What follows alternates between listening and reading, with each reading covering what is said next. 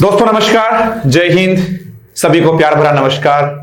आप सभी का मैं स्वागत इस्तकबाल करता हूं अपने इस नए प्लेटफॉर्म पर। जैसा कि आप लोगों को विदित है, पता है, आप लोगों को बताया जा चुका है कि अपनी ऐप के ऊपर क्लासेस शुरू होने जा रही हैं और इसी कड़ी में मैं महेश यादव आपके लिए लेकर आया हूं पहली क्लास सब्जेक्ट वर्ब अग्रीमेंट पर। दोस्तों काफी लंबे समय से अपने YouTube के माध्यम से आप लोगों तक जुड़े हुए थे, जहां पर क्लासेस की फ्रीक्वेंसी रेगुलर नहीं थी। फ्रीक्वेंसी ब्रेक होने के कारण हमने एक प्रोग्राम बनाया कि क्यों न अरविंदम के सौजन्य से एक नया ऐप मार्केट में लॉन्च किया जाए। फाइनली सत्यम स्टडी ऐप के नाम से हम ऐप लेकर आप लोगों के सामने हाजिर हो चुके हैं। काफी प्रमोशनल वीडियो से आप गो थ्रू हो लिए होंगे।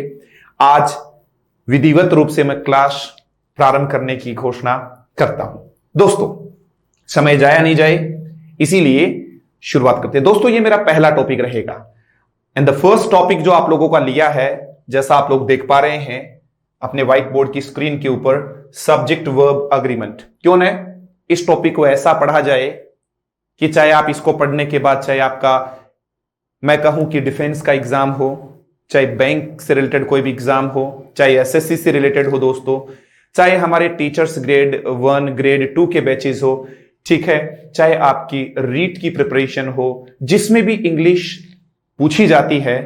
और मैं इतना कह सकता हूं कि ऐसा कोई एग्जाम नहीं होगा जिसमें इंग्लिश पूछी जाए और ये टॉपिक नहीं आए।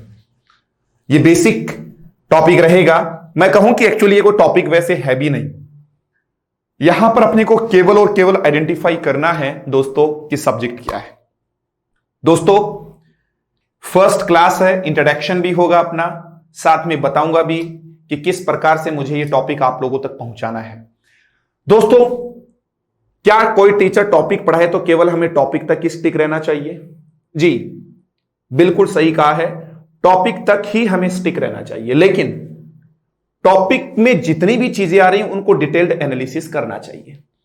जैसे मैं आपको परसिस्टेंटली वोकैब के बारे में भी डिस्कशन करता रहूंगा। जो भी कुछ इसमें वोकैब की बात आएगी, वोकैब के बारे में डिस्कशन करेंगे, ठीक है, उसके बारे में भी डिस्कस करेंगे। दोस्तों प्रोनाउंसिएशन के बारे में अपन जम के मेहनत करेंगे, क्योंकि आजकल आप जानते हैं दोस्तों कि कॉम्पिटिटिव एग्जामिनेशन की प्रिपरेशन यदि अपन कर रहे हैं, स्पेशली टीचर्स की भर्ती के लिए, तो वहां पर आपके फोनेटिक्स के नाम से एक अलग से यूनिट भी मेंशन किया हुआ है।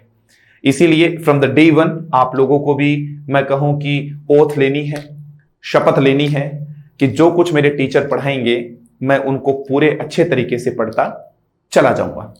दोस्तों बिना समय गवाए सीधा टॉपिक की ओर लेकर आता हूं। ध्यान दीजिए, the topic is subject verb agreement. कौन सा टॉपिक है दोस्तों? सब्जेक्ट वर्ब अग्रीमेंट है। जब कभी भी अपन इस टॉपिक के बारे में बात करें तो पहले तो ये देखिएगा कि इसमें कितने टर्म्स आप लोगों के सामने आए हैं। The very first one is your subject, जिसको अपन लोग दोस्तों कर्ता बोलते हैं, शायद कोई नई बात नहीं है। और ये रहा दोस्तों वर्ब का मतलब क्रिया है, और अग्रीमेंट में कहूं क्या? सामंजस्य, संबंध।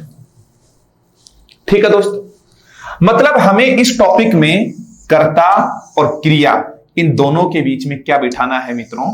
सामंजस्य बिठाना है, अग्रीमेंट करना है। Are you getting me? और एक बात बताता हूं, इसी टॉपिक को एक और अन्य नाम से भी जाना जाता है, जिसको आप लोग बोल सकते हैं कॉनकॉर्ड। कनकर्ड नहीं है दोस्तों, प्रोनाउंसिएशन पर भी ध्यान देना है, कॉनकॉर्ड। जब कभी मैं इस वर्ड के बारे में चर्चा करता हूं तो आप लोग देखिएगा दोस्तों,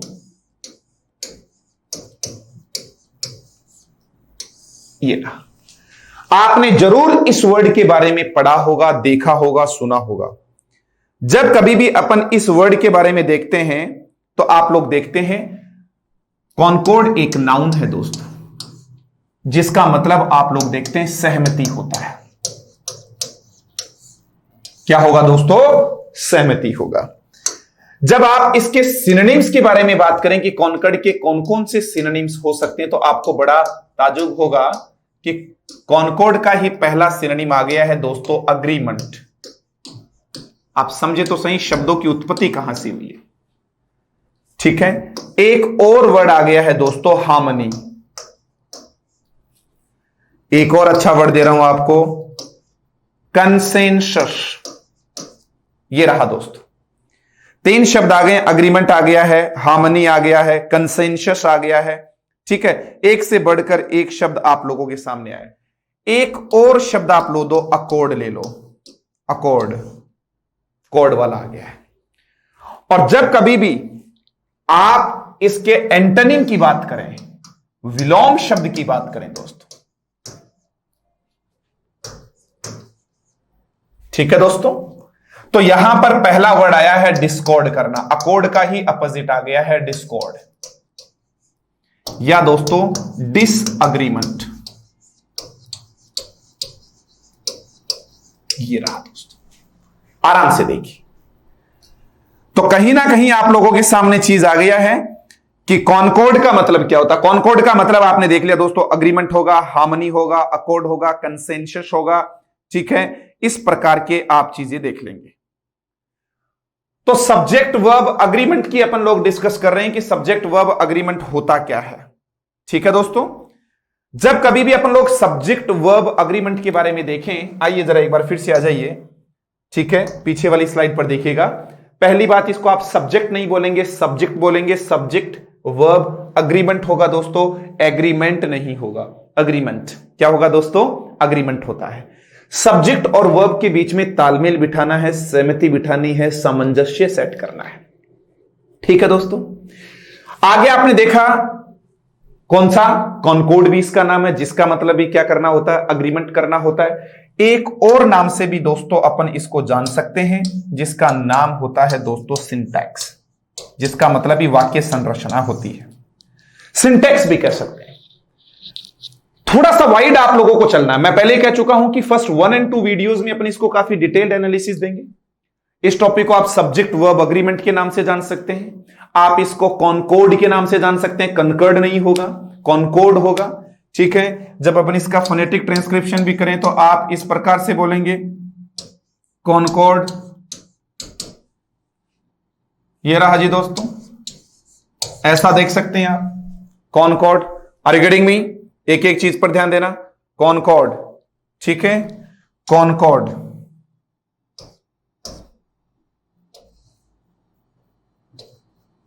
अंग वाला कॉनकॉर्ड। ठीक है दोस्तों, कॉनकॉर्ड होगा, कनकर्ड नहीं होगा। आपको विशेष ध्यान देना है, CON से कोई भी वर्ड स्टार्ट होता है तो sometimes it is pronounce like con, और कई बार ये प्रोनाउंस होता है कन। तो ये थोड़ा सा कई बार, जैसे यहीं पर एक वर्ड आप लोगों ने देखा दोस्तों, इसको आप कॉन्सेंसस नहीं बोलेंगे, कंसेंसस बोलेंगे, सहमति जो होती है। होंडा अकॉर्ड के नाम से गाड़ी आपने सुनी, अकॉर्ड का मतलब ही सहमति होता है, डिस्कॉर्ड का मतलब नाराजगी होना। ठीक है, सहमति नहीं बन पाना, डिसएग्रीमेंट हो जाना कहलाता है दोस्तों डिस्कॉर्ड। तो एक बार फिर से देखिएगा किस किस नाम से ये जाने जाते हैं। सब्जेक्ट वर्ब अग्रीमेंट आ जाए, कॉनकॉर्ड आ जाए, सिंटैक्स आ जाए। ठीक है दोस्तों, टॉपिक को शुरू करने से पहले आपके भी मस्तिष्क में एक बात जरूर चलनी चाहिए, क्या इंग्लिश में अग्रीमेंट हम केवल और केवल सब्जेक्ट और वर्ब के बिटवीन ही करते हैं? दोस्तों ऐसा नहीं है। जब कभी भी अपन अग्रीमेंट करने की बात स्पेशली इंग्लिश में करते हैं तो बहुत सारी चीजों के बीच में अपन अग्रीमेंट कर लेते हैं। अग्रीमेंट की बारी जब जब आए दोस्तों, सभी स्टूडेंट्स आप लोग देख रहे हैं, तो अग्रीमेंट किस किस के बिटवीन होना चाहिए। मान लीजिएगा आप कोई भी एग्जाम दे रहे हैं, स्पेशली बैंक और एसएससी का दे रहे हैं, तो वहां पर तो कॉमन एरर से रिलेटेड क्वेश्चंस भी आते हैं। आप पटवार का दे रहे होंगे, हालांकि रीट में क्या नहीं आता है, कॉमन एरर से रिलेटेड क्वेश्चन नहीं आते, लेकिन कॉन्सेप्ट का क्लियर होना आपके लिए अति आवश्यक है। आप जब जब अग्रीमेंट करें दोस्तों, तो आपका सब्जेक्ट और वर्ब में तो अग्रीमेंट होता ही होता है। अग्रीमेंट का मैं और बात करूं तो आप नाउन और प्रोनाउन में भी अग्रीमेंट करेंगे। ये रहा दोस्तों, और अग्रीमेंट आपको कई बार जेंडर का भी ध्यान देना होता है, लिंग का भी। मान लो राम है, यहां आपने राम लिखा तो वो नाउन और प्रोनाउन वाला ही है। क्या आया है यहां पर, ही लगाएंगे दोस्तों, शी नहीं लगाएंगे, ये भी एक अग्रीमेंट ही है। यदि सीता आ गया तो आप डेफिनेटली उसके लिए शी यूज करेंगे मित्रों। यदि पेन की बात करो तो उसके लिए आप ही शी नहीं लगेंगे, फिर तो आप इट का यूज करेंगे। ये भी वैसे देखा जाए तो नाउन और प्रोनाउन वाली बात ही आ गई। सब्जेक्ट और वर्ब में भी अग्रीमेंट पाया जाता है दोस्तों, नाउन और प्रोनाउन में भी अग्रीमेंट पाया जाता है। ठीक है ना, इतना आप लोगों को ध्यान देना है। और अपन बात करें तो कई बार तो नाउन और डिटर्मिनर में भी आप लोग देखते हैं, आपका जैसा नाउन होता है और नाउन के अकॉर्डिंग जो डिटर्मिनर आता है, डिटर्मिनर या दोस्तों एडजेक्टिव आता है, उसमें भी बेसिकली अपन लोगों को अग्रीमेंट देखने को मिलता है। जैसे यहां पर मैं एक एग्जांपल आप लोगों के सामने रखूं, जैसे आपने बोला है सुनीता हैज डिपॉजिटेड हर फी, ये रहा मित्रों। तो जो सुनीता है सिंगुलर नाउन आप लोगों ने देखा, सिंगुलर वर्ब आप लोगों ने यहां पर मेंशन कर दिया, सुनीता के अकॉर्डिंग यहां पर हर यूज किया है। यदि मैं यहां पर ऐसा लिख देता दोस्तों, सुनीता एंड बबीता, आराम से समझना है, हैव डिपॉजिटेड देयर फी। कोई जल्दबाजी नहीं करनी है। अब आपके सामने मित्रों आया है Sunita and Babita, 1 and 2 singular nouns को एंड से कनेक्ट कर दिया तो प्लूरल नाउन हो गया दोस्तों, या प्लूरल सब्जेक्ट हो गए। ठीक है, प्लूरल नाउन की बजाय मैं इसको प्लूरल सब्जेक्ट बोलूं तो ज्यादा ठीक रहेगा। हैव आपने देखा प्लूरल वर्ब आ गया है दोस्तों। और अब यहां पर हर नहीं आया, हिज नहीं आया, सीधा आप लोगों ने क्या मेंशन किया है, देयर फी। वहां पर हर फी था क्योंकि सुनीता लोन थी, यहां पर सुनीता एंड बबीता आ गया है दोस्तों, इसीलिए देयर आ गया है। Are you getting me? ऐसा भी आप लोगों को ध्यान देना है।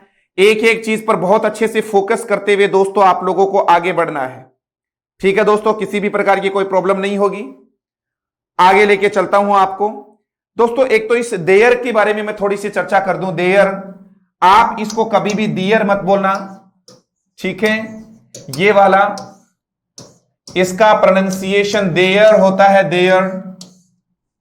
लास्ट वाला रह तो वैसे ही प्रोनाउंस नहीं होता, एवरीबॉडी नोस।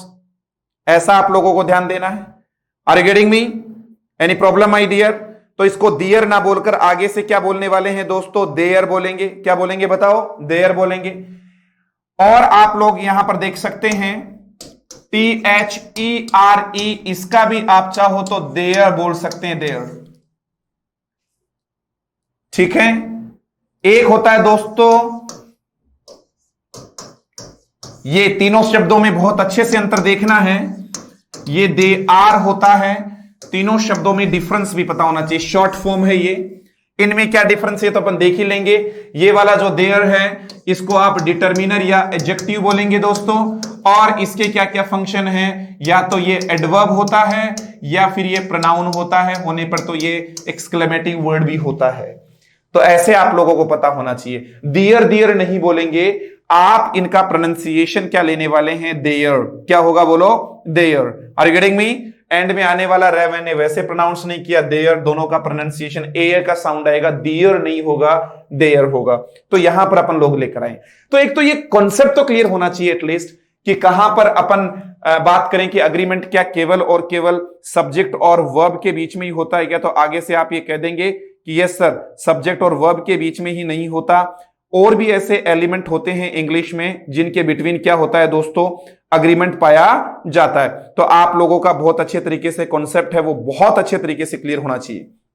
ठीक है दोस्तों, कोई समस्या नहीं है यहां तक। एक बार फिर से देख लीजिएगा, कोई जल्दबाजी नहीं है। टॉपिक को ऐसा करिए कि आपको बार बार इस टॉपिक के बारे में ना सोचना पड़े। मित्रों, टॉपिक का नाम है सब्जेक्ट वर्ब अग्रीमेंट। इसको सब्जेक्ट नहीं बोलेंगे, सब्जेक्ट बोलेंगे। ये दोस्तों वर्ब है, ये अग्रीमेंट आ गया है। चीजें आराम से चलानी है, कोई जल्दबाजी नहीं है। हेस्ट मैक्स वेस्ट वाली बात है, जल्दी का काम शैतान का होता है। जब कॉन्सेप्ट ही क्लियर करना है तो क्यों ना अपन ग्रेजुअली आगे बढ़े आराम से, क्योंकि बार बार पढ़ने से बेहतर है एक बार बेहतरीन लोगों से जुड़कर बेहतरीन स्टडी मटेरियल ले लीजिएगा। Each problem will be resolved automatically.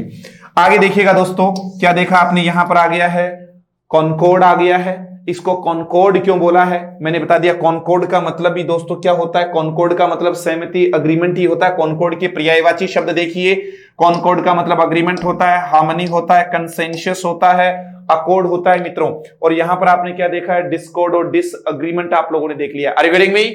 आगे चलिए, इसके बाद में आप लोगों के सामने लेकर आया कि अग्रीमेंट का जो ये कॉन्सेप्ट है ये किस किस में पाया जाता है। तो आपने देखा कि इस प्रकार की जो चीजें हैं अग्रीमेंट से रिलेटेड, ये आपने देखा कि सब्जेक्ट और वर्ब में भी पाई जाती है, नाउन और प्रोनाउन में भी पाई जाती है।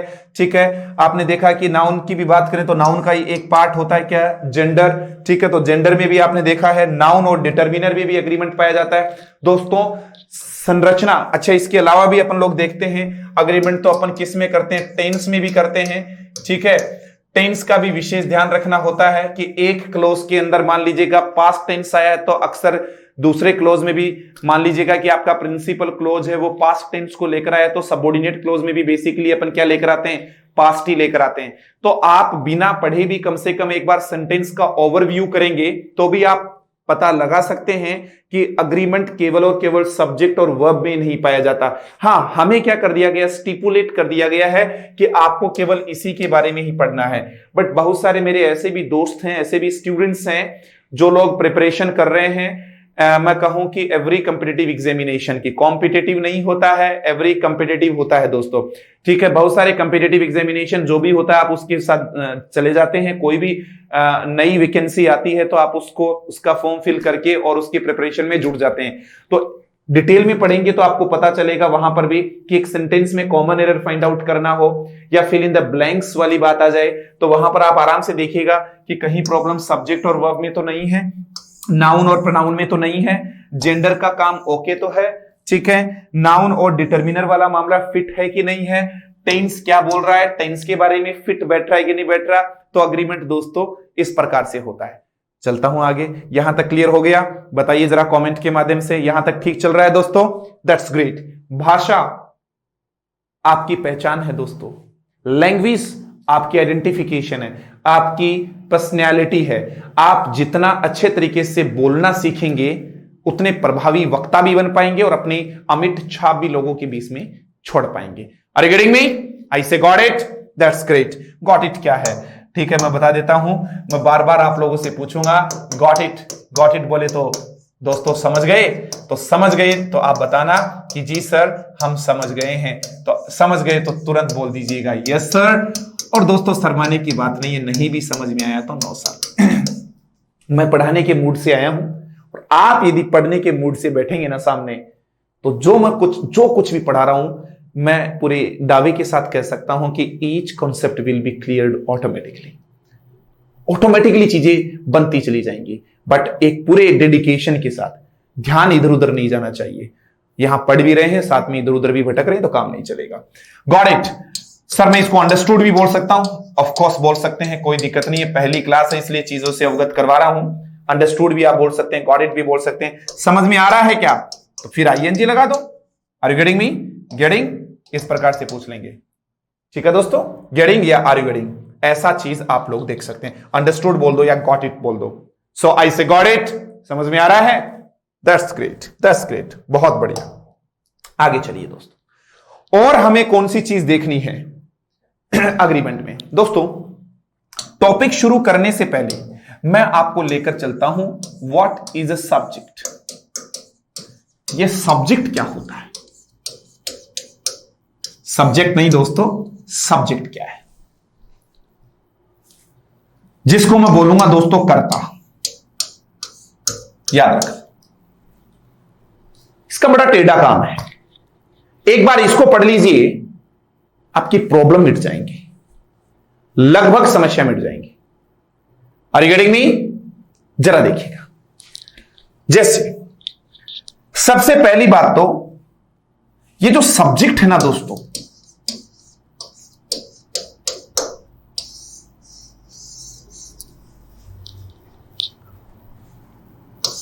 दिखता कैसे है? पहली बात, कहां पाया जाता है?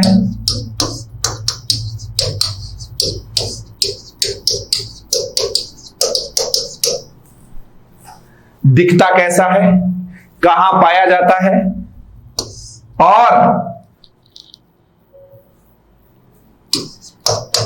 वाक्य में क्या करता है, और वाक्य में क्या करता है। इतने सारे क्वेश्चंस का आंसर आप लोगों को लेना है, तब जाके क्लियर होगा। ठीक है,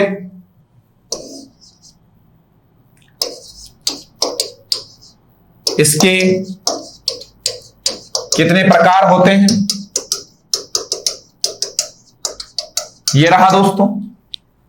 यदि आपने इन तमाम क्वेश्चंस का आंसर दे दिया है ना, तो दावे के साथ कह सकता हूं कि आप लोगों को कभी भी सब्जेक्ट के बारे में समस्या नहीं आएगी।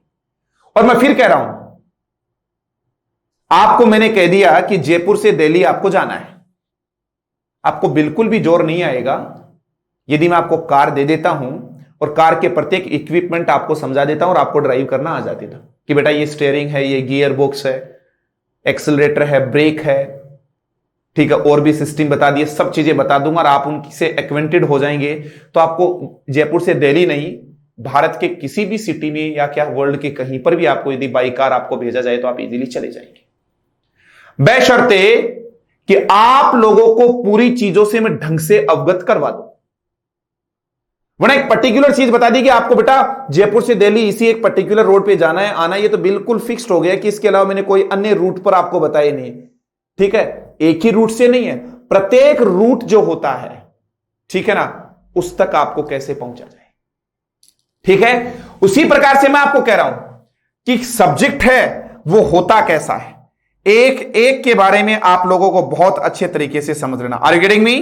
बहुत अच्छे तरीके से देखना है कौन सी चीज किस किस प्रकार से आनी है, वो चीज आप लोगों को देखनी। दोस्तों दो शब्द होते हैं इंग्लिश में, एक दोस्तों है ROOT, इसका भी प्रोनाउंसिएशन रूट होता है, और एक दोस्तों ROUTE होता है, इसका भी आप प्रोनाउंसिएशन रूट ही बोलेंगे। क्या बोलेंगे दोस्तों? रूट बोलेंगे। Are you getting me? I say got it? दोस्तों समझ में आ रहा है आप लोगों को? दोनों का प्रोनाउंसिएशन रूट होता है, रूट नहीं भाई, रूट बड़े वाला, ये वाला रूट, दोनों का प्रोनाउंसिएशन। ये रूट एक प्रकार से मार्ग रास्ता होता है, और ऊपर वाला जो रूट है वो आप जानते हैं कि रूट्स जो होती हैं, जड़ें जो होती हैं, उनके लिए बात आई है। चलो तो अपने क्वेश्चंस का आंसर लेते हैं। दिखता कैसा है, सब्जेक्ट जो है वो दिखता कैसा है। दिखने की बात करें भाई, आपको बता दिया कि दिखाई कैसा देता है।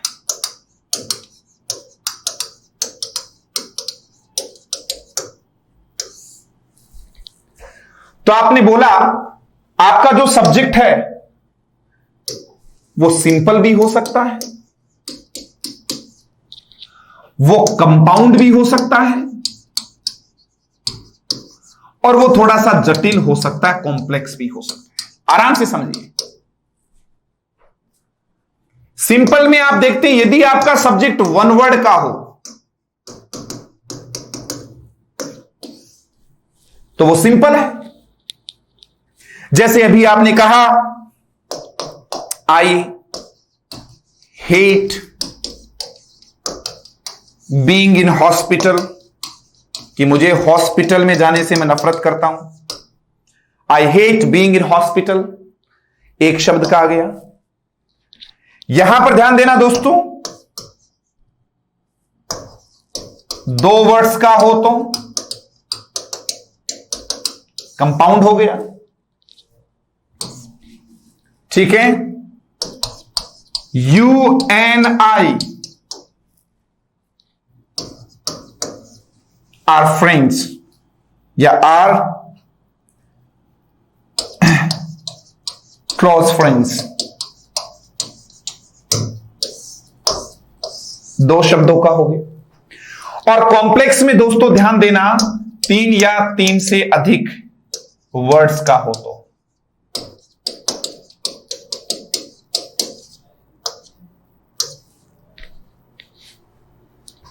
तो वो कॉम्प्लेक्स कहलाएगा। मतलब जो सब्जेक्ट है दोस्तों वो न केवल एक शब्द का ही होता है, वो एक से ज्यादा शब्दों का भी हो सकता है। तो चिंता ना करें, ऐसा नहीं कि छोटा सा ही पाया जाएगा, ठीक है, एक ही वर्ड का पाया जाएगा। मोर देन 2 वर्ड्स भी उसमें हो सकते हैं, 2 या फिर 2 वर्ड्स भी हो सकते हैं। 2 और मोर देन 2 वर्ड्स किसी सेंटेंस के सब्जेक्ट के रूप में हो सकते हैं। तो दिखाई कैसा देता है, कोई एक फिक्स्ड इसका कोई क्या नहीं है, शेप तो है नहीं कि ऐसा दिखाई देगा। ये केवल आपके सामने था कि ये सिंपल हो सकता है, ये कंपाउंड हो सकता है, ये कॉम्प्लेक्स हो सकता है, जटिल जिसको आप बोलते हैं। आगे चलिए, मूविंग ऑन। हमारा जो नेक्स्ट क्वेश्चन था वो क्या है, कहां पाया जाता है। इसका मैं पोजीशन की बात करूं,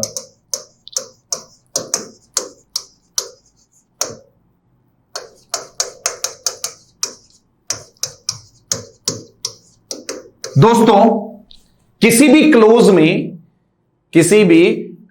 में पोजीशन बोले तो स्थान कहां पाया जाएगा, यह जानना अति आवश्यक है।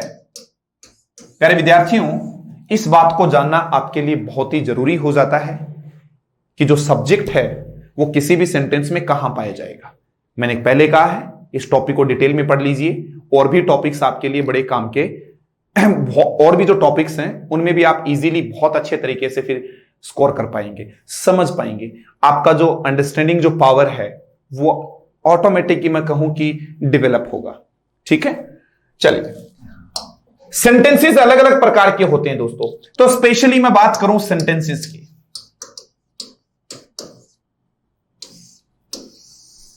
कौन सा सेंटेंस, डिक्लेरेटिव या फिर असर्टिव।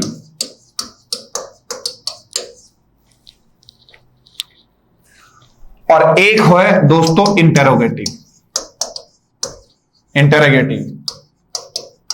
प्रश्नवाचक। दोस्तों अब कुछ स्टूडेंट कहेंगे सर डिक्लेरेटिव कौन सा होता है, असर्टिव कौन सा होता है। दोस्तों जिनको आज तक आपने अफर्मेटिव या फिर नेगेटिव नाम तो दिया ही होगा ना, ऐसे सेंटेंसेस जिनको आप सकारात्मक और नकारात्मक वाक्य बोलते हैं उन्हीं को डिक्लेरेटिव या असर्टिव सेंटेंसेस कहते हैं। कथनात्मक वाक्य बोलते हैं जिसमें कोई ना कोई स्टेटमेंट कहा जाता है, कोई स्टेटमेंट दिया जाता है, ठीक है। ऐसे वाक्यों में प्राय सब्जेक्ट प्रारंभ में पाया जाता है।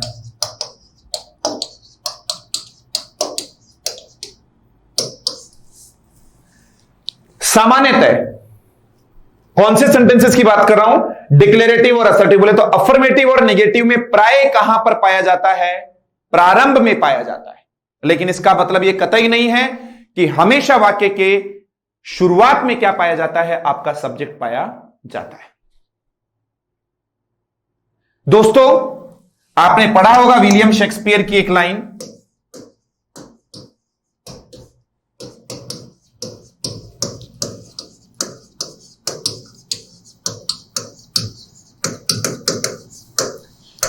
और स्टूडेंट से फिल इन द ब्लैंक करने को कहा गया।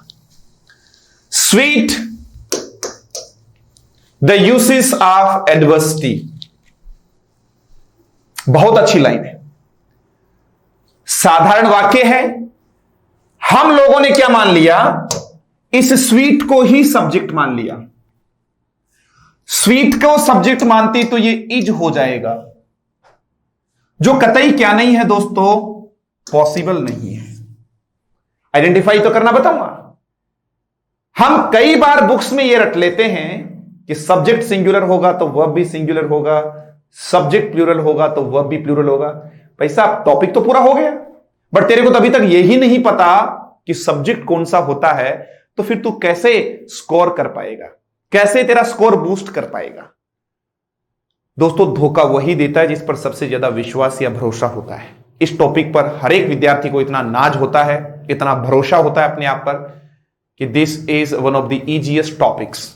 ये तो मेरे लिए चाइल्ड्स प्ले है, बच्चों का खेल है। Most of the students they don't go through this topic, वो तो इस टॉपिक को पढ़ते ही नहीं है।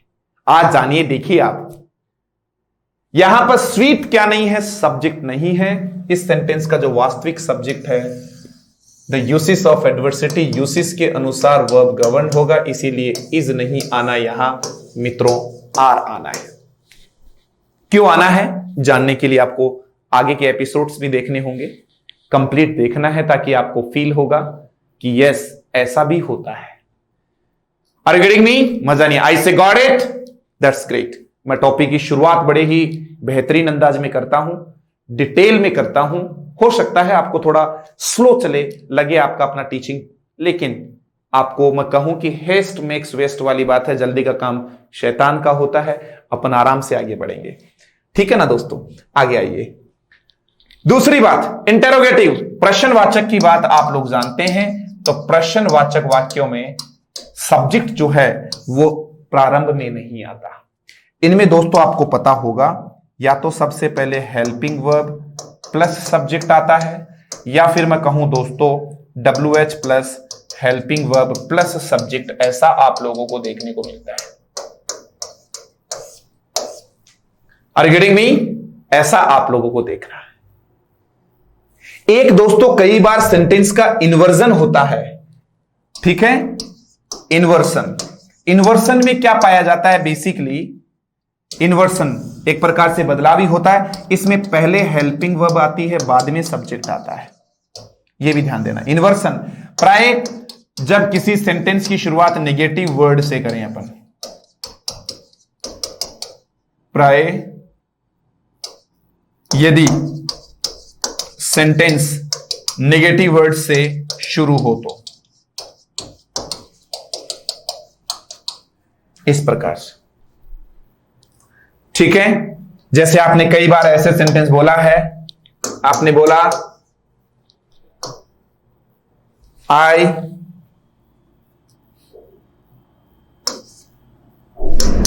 डोंट नो हिम, मैं उसको नहीं जानता, नॉर शी। अब ये नॉर से शुरू हुआ है वाक्य, तो यहां डज शी। बोलो सर यहां ऐसा कैसे हो गया है? ये नॉर से वाक्य शुरू हुआ है सर, ये अलग सेंटेंस है, ये अलग है, ठीक है? I do not know him, मैं उसको नहीं जानता, नॉर डज शी, और ना ही वह जानती है।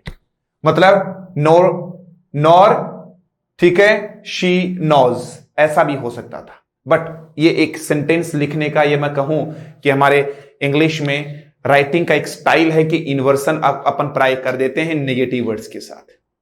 जैसे आपने एक वर्ड उठाया, नो सूनर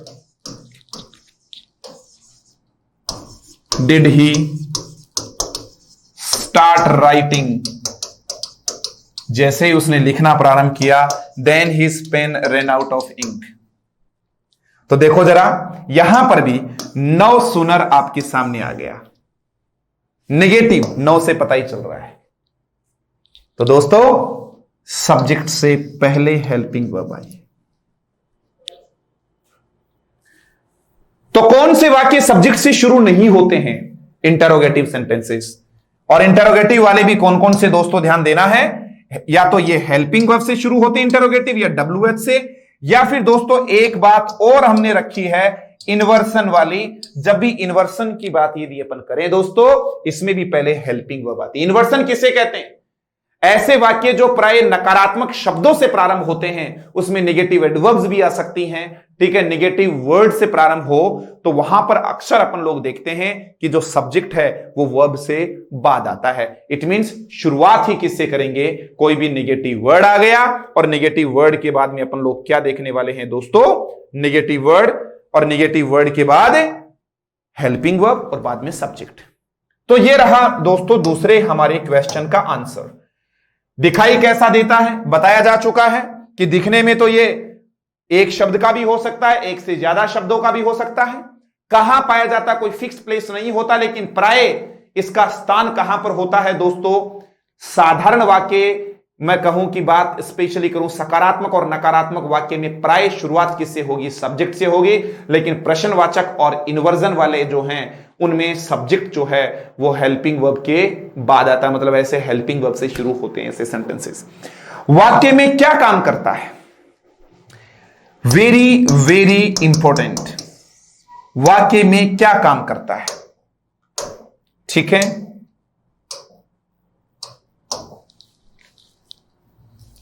यहां पर बात आ गई, what is a subject. Subject क्या है, कर्ता किसे कहते हैं। हमें दोस्तों इतना सा रटवाया गया, इतना सा पढ़ाया गया कि काम को करने वाला कर्ता कहलाता है। Are you getting me? यदि काम को करने वाला सब्जेक्ट होता, हमेशा ही ऐसा होता, तो फिर हमारे क्वेश्चंस कभी भी गलत नहीं होते। ठीक है, जैसे ऑल द चांसेस लॉस्ट। बताओ दोस्तों क्या आना है?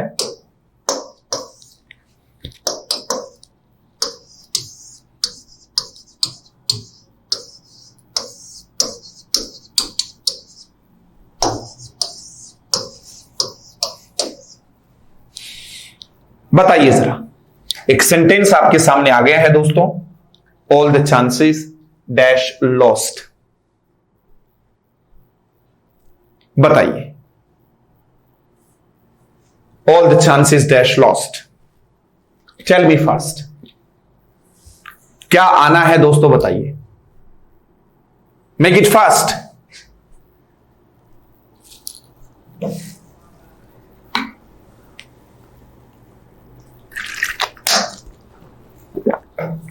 लगभग स्टूडेंट्स देख रहे हैं ऑल द चांसेस प्लूरल है दोस्तों, तो वर्ब भी प्लूरल आनी चाहिए। इज सिंगुलर है, हैज सिंगुलर है, हमें कोई मतलब नहीं है दोनों से। लॉस्ट वर्ब का कौन सा फॉर्म है? The third form of the verb है। लगभग ने हैव लगाया। बताओ जरा किस किस का सही हुआ, हैव किस किस ने किया? Just tell me. Have lost किस किस ने किया? गलत है दोस्तों, यहां पर आएगा वर लॉस्ट। आजकल के एग्जाम में सबसे ज्यादा इस टाइप के क्वेश्चन पूछे जाते हैं मित्रों, इसीलिए आप ये कह सकते हैं this is really very very important section, very very important. आज के बाद शायद ही कोई प्रॉब्लम। आइए जरा देख लेते हैं, हैव लॉस्ट क्यों नहीं हुआ जानने के लिए देखिए दोस्तों। वॉइस की आप बात करें जिसको हम वाच्य बोलते हैं, इज ऑफ टू टाइप्स दोस्तों, एक एक्टिव है एक पैसिव है। बिल्कुल नए अंदाज में चीजें दे रहा हूं आपको, एक एक्टिव है और दूसरा पैसिव है। Are you getting me? जब भी अपन एक्टिव की बात करें, हमें तो इतना ही पढ़ाया गया कि वॉइस दो प्रकार के होते हैं, active voice and passive voice. ये नहीं जानने की कोशिश की कि एक्टिव क्या है पैसिव क्या है। दोस्तों एक्टिव वाला सेंटेंस भी सब्जेक्ट से शुरू होता है और पैसिव में भी सब्जेक्ट तो आता है, लेकिन दोनों में डिफरेंस देख लेना भाई। एक्टिव का नाम एक्टिव इसलिए रखा है कि इसमें काम खुद करता करता है, इसलिए एक्टिव का सब्जेक्ट डूअर कहलाता है। डूअर बोले तो काम करने वाला, काम को करने वाला सब्जेक्ट कहलाता है, डूअर कहलाता है एक्टिव वॉइस में। एक्टिव वॉइस के सब्जेक्ट को मित्रों किस नाम से जानते हैं अपन? डूअर के नाम से जानते हैं, काम को करने वाला, जो हमें बचपन से रटवाया गया, सिखाया गया। लेकिन दोस्तों ध्यान दीजिए, पैसिव वाला सब्जेक्ट कभी भी काम करने वाला नहीं होता। मैं कहूं कि इसको अपन लोग क्या बोलेंगे? अफेक्टेड बोलेंगे। क्या बोलेंगे बताओ? अफेक्टेड बोलेंगे। बोले तो काम से क्या होने वाला? प्रभावित होने वाला। Are you getting me? ऐसा याद रखना है, ठीक है। या फिर अपन बोले तो आप इसको रिसिपिएंट भी बोल सकते हैं। अफेक्टेड बोल दो या फिर रिसिपिएंट। रेसिपिएंट नहीं आता दोस्तों, रिसिपिएंट, ठीक है दोस्तों। या तो आप इसको अफेक्टेड बोल दो या फिर रिसिपिएंट बोल दो। बोले तो रिसीवर बोल दो, प्राप्त करता होता है। रिसिपिएंट या अफेक्टेड बोले तो काम से प्रभावित होने वाला।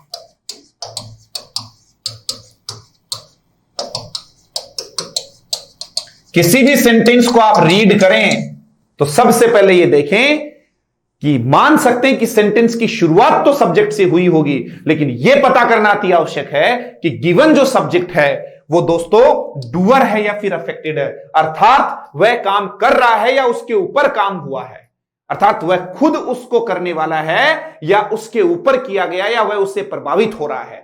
एक्टिव वॉइस वाला कर्ता दोस्तों काम करता है, पैसिव वॉइस वाला काम नहीं करता है। दोस्तों ऐसा कॉन्सेप्ट आपको मिल जाए कहीं तो मेरे से बात कीजिए, बताता हूं कैसे। एक ही सेंटेंस ले लेते हैं दोस्तों, एक ही सेंटेंस के माध्यम से दोनों चीज क्लियर करवा देता हूं, जरा देखिए कैसे। पहला सेंटेंस आया है, आपने बहुतों बार ऐसे इजी सेंटेंसेस पढ़े, राम किल्ड रावण। ठीक है दोस्तों, अंत तक जाइए, देखिए मजा आएगा। राम किल्ड रावण, राम किल्ड रावण, ये सब्जेक्ट है, ये वर्ब है, ये ऑब्जेक्ट है। दोस्तों ये एक्टिव वॉइस का सेंटेंस है, वर्ब की सेकंड फॉर्म है, क्योंकि पैसिव वॉइस होता तो थर्ड फॉर्म आती। एक्टिव वॉइस है अर्थात काम इसने किया। एक्टिव वॉइस में ऐसे मार्क कर दिया करो टिक कि काम इसने किया। तो हिंदी बनाइए, राम ने रावण को मारा, काम कर्ता ने किया, ये डूअर है, ये डूअर है दोस्तों। पैसिव बनाइए, Ravan was killed,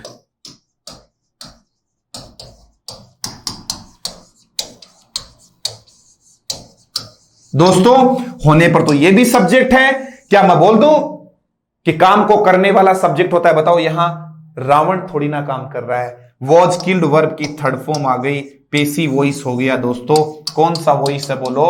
passive voice. और पैसिव वॉइस वाले में मित्रों ध्यान देना है, सब्जेक्ट काम नहीं करता, सब्जेक्ट पर काम किया जाता है। यहां रावण काम नहीं कर रहा है दोस्तों, रावण पर तो खुद पर काम हुआ। रावण तो इस काम से प्रभावित हुआ है, कौन से? मारने वाले से। रावण ने नहीं मारा है, काम का प्रभाव रावण पर आया, बोले तो रावण को मारा गया है। वापस बोलिए, रावण ने नहीं मारा है, रावण को मारा गया है। क्या बोलेंगे दोस्तों? रावण ने नहीं मारा है, रावण को मारा गया है। Are you getting me? इस प्रकार से देखिए, बिल्कुल बेसिक से एडवांस तक आप लोगों को जाना है। यह कॉन्सेप्ट यदि आप लोगों को कहीं देखने को मिले एक्टिव और पैसिव तो बताइए। और इसी के कारण आपका यह क्वेश्चन मित्रों गलत हुआ कि ऑल द चांसेस हैव क्यों नहीं आया सरकार, वर क्यों आया? क्योंकि हमें बताया गया सब्जेक्ट प्लूरल है तो वर्ब भी अपन प्लूरल मेंशन कर देंगे, हैव कर देंगे, क्योंकि आगे वर्ब की थर्ड फॉर्म भी तो देखने को मिल रही है। बेसिक चीजें थी, सबको आ रही थी, बट एग्जाम में ऐसे क्वेश्चन आते नहीं। यहां वर आ गया, वर के बारे में हमने कभी सोचा ही नहीं, और इसका जवाब देता है हमारा कौन सा कॉन्सेप्ट? एक्टिव और पैसिव। तो हर काम को करने वाला कर्ता नहीं होता है, हमें इतना रटवा दिया जाता है कि काम को करने वाला सब्जेक्ट होता है। आपके सामने पड़ा है, subject is of two types, एक एक्टिव वाला और एक पैसिव वाला। एक्टिव का सब्जेक्ट काम करता है, पैसिव का कभी भी सब्जेक्ट काम नहीं करेगा। पैसिव वाले पर तो देखो, इस पर तो ऐसे मार्क करो ये काम करता है, इस पर काम किया जाता है, तभी इसका नाम क्या होता है? अफेक्टेड और रिसिपिएंट। आइए दोस्तों समझिए, जैसे पहला सेंटेंस था राम किल्ड रावण, आपने रटा रटाया सेंटेंस, बहुतों बार आपने इसको पढ़ा भी है, जम के देखा है इसको। ये एक्टिव वॉइस मैंने लिखा है, और एक्टिव वॉइस का सब्जेक्ट हमेशा खुद काम करता है, मतलब इसमें मारने का काम राम ने किया है। तो यहां तो आपकी डेफिनेशन बिल्कुल सटीक बैठती है कि काम को करने वाला करता होता है। क्यों ना इसका मैं पैसिव बना लूं? पैसिव बनाते कहा कि Ravan was killed by Ram, ये तो बिल्कुल इजी सेंटेंस था, समझ में आ गया। क्या आप इसको कर्ता कहेंगे? बिल्कुल कहेंगे, सब्जेक्ट है, लेकिन आपने तो ये रट रखा है काम को करने वाला करता है, तो क्या है? रावण काम कर रहा है क्या मारने का? मैंने कहा पैसिव वॉइस वाला काम नहीं करता, पैसिव वॉइस वाले पर तो काम किया जाता है। यहां मारने का काम रावण नहीं किया है, रावण के ऊपर तो मारने का प्रभाव पड़ा है, मतलब रावण ने क्या किया? राम को मारा ना, रावण जो है वो राम के द्वारा मारा गया। इस सेंटेंस को पढ़ लो दोस्तों, अब आपका जवाब मिल जाएगा। ऑल द चांसेस लॉस्ट, पहले तो ये बताओ ये सब्जेक्ट है, चलो इसको सब्जेक्ट मानो, कर्ता मानो, इसके बाद आपकी कोई प्रॉब्लम आ जाए तो बात करो। ये करता है, ठीक है। सभी चांसेस, बताओ जितने भी मौके हैं वो खुद खो गए या उनको खोया गया? ये बताओ आप। जो मौके होते हैं, चांसेस होते हैं, वो खुद काम कर सकते हैं क्या? नहीं कर सकते ना। ये देखो, ये तो इनएनिमेट है, निर्जीव है, ये कैसे काम करेगा? ये खुद काम कर ही नहीं सकता, और खुद नहीं करेगा तो पैसिव वॉइस है। All the chances were lost by you. पापा ने कहा बेटा पूरे मौके तूने गंवा दिए, जिंदगी में अब बर्बाद ही होना हो, ठीक है। तो डैड ने कहा मैंने बाई नहीं लगाया, क्योंकि हमने तो रट रखा है कि बाई आएगा तो ही पैसिव वॉइस मानेंगे। अनइंपॉर्टेंट सब्जेक्ट होता तो उसको बाई लगाकर लिखने का कोई जरूरत ही नहीं होती है मित्रों। तो यहां पर आपने देखा all the chances have lost कर देता तब तो इसका हिंदी क्या होता, सभी मौके जो हैं उन्होंने कुछ खो दिया, मौकों ने कुछ खो दिया। मौकों ने थोड़ी ना खोया, चांसेस ने नहीं खोया है, चांसेस को खोया जा चुका है। तो all the chances have lost की बजाय आपको करना है मित्रों वर लॉस्ट। कोई भी दिक्कत आए मेरे इस कॉन्सेप्ट को देखना कि एक्टिव वॉइस का सब्जेक्ट है या पैसिव वॉइस का सब्जेक्ट है, इससे लगभग समस्याएं मिट जाएंगी। दोस्तों एक छोटा सा क्वेश्चन आपसे पूछ रहा हूं, जरा बताना, अच्छा लगेगा यदि आप आंसर दे देंगे तो। The seminar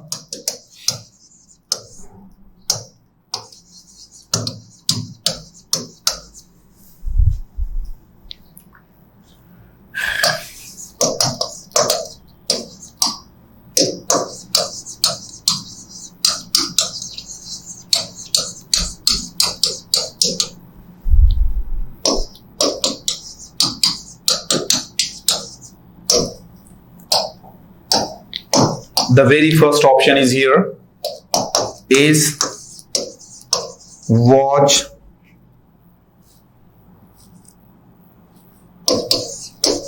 has, have। जल्दी बताइए दोस्त, मेक इट फास्ट। या इसकी जगह भी आप एक काम कर लो,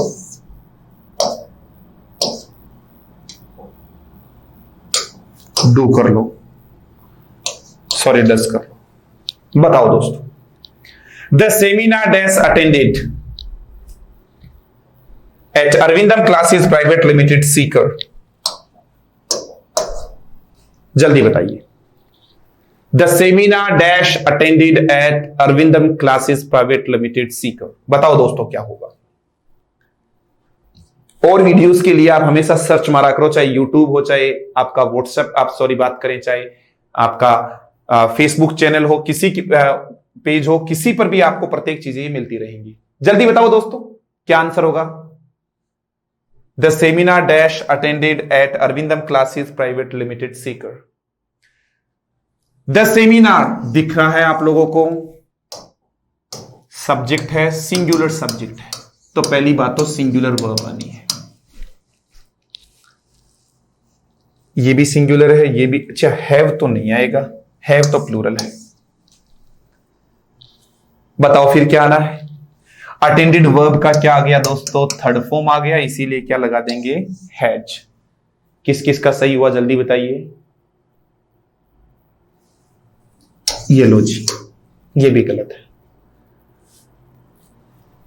सेमिनार का मतलब आपको पता है कि क्या सेमिनार ने क्लास अटेंड किया या सेमिनार को अटेंड किया गया, ये बता दीजिए। क्या सेमिनार खुद काम कर रहा है क्या। आ जाइए ना यहां, इस कॉन्सेप्ट को देखिए ना। वॉइस दो प्रकार का हुआ, एक्टिव और पेसिव। एक्टिव वाला जो सब्जेक्ट होता है वो काम करता है, पेसिव वॉइस वाला काम नहीं करता। पेसिव वॉइस वाले पर तो काम किया जाता है। तो यहां पर अब आप इसको बता दो, ये जो सेंटेंस आया है इसका मुझे जल्दी आंसर चाहिए। The seminar attended at Arvindam classes private limited Sikar. बताओ जरा दोस्तों क्या होगा।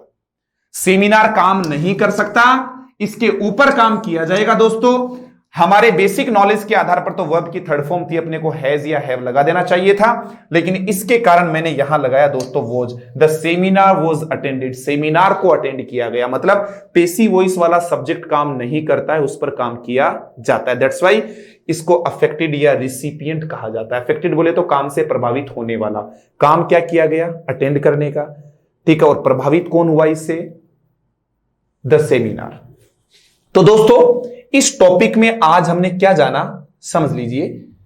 टॉपिक पढ़ने से पहले सब्जेक्ट कहीं पर भी लिखा है तो मेरा पहला क्वेश्चन था सब्जेक्ट दिखता कैसा है। जवाब मिल गया कि ये सिंपल भी हो सकता है, कंपाउंड भी हो सकता है, कॉम्प्लेक्स, अर्थात सब्जेक्ट एक वर्ड का भी हो सकता है, दो का भी हो सकता है, तीन का भी हो सकता है, डिपेंड करता है सेंटेंस किस टाइप का है। कहां पाया जाता है, क्या सब्जेक्ट हमेशा वाक्य की शुरुआत में पाया जाता है। यदि शुरुआत में पाया जाता तो सेकंड ग्रेड इंग्लिश वाले बच्चों का यह क्वेश्चन कभी भी गलत नहीं होता। Sweet dash the uses of adversity, लगभग स्टूडेंट ने स्वीट को सब्जेक्ट माना और यहां पर इज लगा दिया, क्योंकि हमारे बोलते हैं ना कि रूट्स में बसी हुई हैं, बेसिक्स जब कभी क्लियर नहीं होगा तब तक हम अच्छा स्कोर नहीं कर सकते। बचपन से हमें पढ़ाया गया कि बेसिकली जो सब्जेक्ट होता है मित्रों, वो वाक्य के शुरुआत में पाया जाता है। उसके चक्कर में बैंड बज गई एक क्वेश्चन की। ठीक है, आइए दोस्तों, दूसरा क्या था उसको समझ लीजिए। मैंने क्वेश्चन पूछे, दिखता कैसा है, आंसर मिल गया। कहां पाया जाता है, इसका भी आंसर मिल गया। ठीक है दोस्तों, कभी भी रिप्लाई शब्द यूज ना करें। क्वेश्चन का हमेशा आंसर होता है, और सामान्यतः आप किसी से कुछ पूछते हो, उसका जवाब मिलना रिप्लाई कहलाता है। याद रखना, क्वेश्चन का हमेशा आंसर ही होगा, कभी भी रिप्लाई नहीं होगा। वाक्य में क्या काम करता है बता दिया, काम करने का ये एक्टिव वॉइस वाला भी और पैसिव वॉइस वाला भी बता दिया। और इसके कितने प्रकार होते हैं, सब्जेक्ट के कितने प्रकार होते हैं ये भी अभी बता दिए कि 2 प्रकार का होता है, एक एक्टिव वॉइस वाला और एक पैसिव वॉइस वाला। दोस्तों, 1 घंटे की क्लास ऑलमोस्ट कंप्लीट होने जा रही है, लेकिन अभी भी सब्जेक्ट को हम पूरा नहीं कर पाए हैं। इसका पार्ट 2 देखना बिल्कुल ना भूलें। उसमें अपन एक एक चीज बिल्कुल क्लियर कर देंगे कि सब्जेक्ट के बारे में और हमें कौन सी जानकारी चाहिए जिसके माध्यम से अपन सब्जेक्ट नाम की बीमारी को पूरी तरह से मिटा सकें। देखना ना भूलें। कल फिर से इसी वक्त पर मैं हाजिर होऊंगा पार्ट 2 सब्जेक्ट वर्ब अग्रीमेंट लेके, जिसमें अपन सब्जेक्ट के बारे में और डिटेल्ड एनालिसिस करेंगे। दोस्तों, कैसा लगा आप जरूर हमें बताइए। ज्यादा से ज्यादा दोस्तों तक शेयर भी करें ताकि ये ज्ञान रूपी दीपक यूं ही जलता रहे। दोस्तों, घर पर रहिए, सुरक्षित रहिए, अपना और अपने परिवार वालों का ध्यान रखिए। मैं आपका दोस्त महेश यादव आपसे विदा लेता हूं। जय हिंद, जय भारत।